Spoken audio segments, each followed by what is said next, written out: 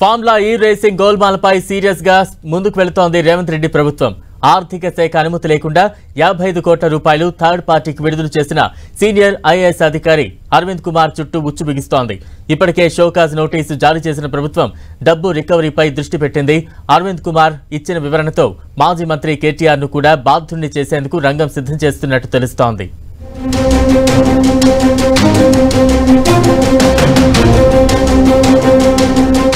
Formula ఈ race కు సంబంధించి గత బీఆర్ఎస్ ప్రభుత్వంతో ఒప్పందం చేసుకున్న గ్రీన్కో కంపెనీ ఆ తర్వాత తప్పుకుంది. దీంతో అప్పటి మున్సిపల్ అడ్మినిస్ట్రేషన్ శాఖ ముఖ్య కార్యదర్శి అరవింద్ కుమార్ ఎఫ్ఐఏ కంపెనీకి 55 కోట్ల రూపాయలు విడుదల చేశారు. ఆ నిధులకు కేబినెట్ నుంచి గాని ఆర్థిక శాఖ నుంచి గాని ఎలాంటి అనుమతులు తీసుకోలేదు. ఎన్నికల కోడ్ అమల్లో ఉన్న సమయంలో నిబంధనలకు విరుద్ధంగా చేయడంతో ఆయన మెడకు ఉచ్చు బిగుసుకుంటోంది. దీంతో సీఎస్ శాంతికుమారి ఇచ్చిన షోకాజ్ నోటీస్ కు అరవింద్ కుమార్ వివరణ కూడా ఇచ్చారు.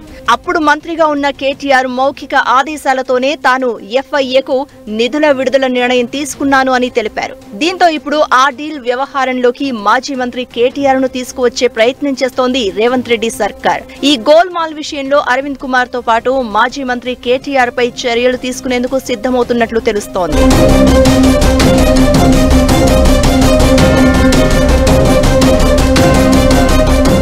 ఆర్థిక శాఖ అనుమతి లేకుండా ప్రభుత్వ ఖజానా నుంచి ఏజెన్సీకి డబ్బులు విడుదల చేయడం నేరమవుతుంది. ఈ క్రమంలోనే కేబినెట్ ఆమోదం లేకుండా అగ్రిమెంట్లు కుదుర్చుకున్న అధికారుల నుంచి గాని మంత్రుల నుంచి గాని డబ్బులు రికవరీ చేసిన సందర్భాలు ఏమైనా ఉన్నాయా అని ప్రభుత్వం ఆరా తీస్తోంది.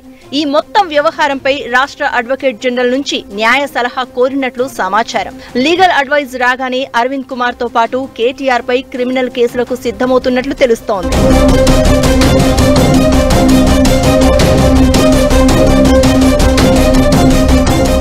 ఎన్నికల కోడ్ అమల్లో ఉన్న సమయంలో మంత్రిగా కేటీఆర్ చెప్పినా అరవింద్ కుమార్ నిధులు విడుదల చేయడం చట్ట విరుద్ధమే అవుతుంది. అయితే కేటీఆర్ నిజంగానే మౌఖిక ఆదేశాలిచ్చారా లేకపోతే ఈ వ్యవహారం నుంచి తప్పించుకునేందుకు అరవింద్ కుమార్ ఇలా చేస్తున్నారా అన్నది తేలాల్సి ఉంది. ఏదేమైనా వెతకబోయిన తీగ కాలికి తగిలినట్లు గత బీఆర్ఎస్ ప్రభుత్వ హయాంలో కేటీఆర్ అరవింద్ కుమార్ అవినీతిపై పలుమార్లు ఆరోపణలు చేసిన రేవంత్ రెడ్డి ఓఆర్ఆర్ అగ్రిమెంట్ విషయంలో కోర్టులో కేసు కూడా వేశారు. తాజాగా ఈ ఫార్ములా రేసు విషయంలో ఇద్దరి పేర్లు తెరపైకి రావడంతో కాంగ్రెస్ ప్రభుత్వం ఎలాంటి చర్యలు తీసుకుంటుందనే ఆసక్తి నెలకొంది.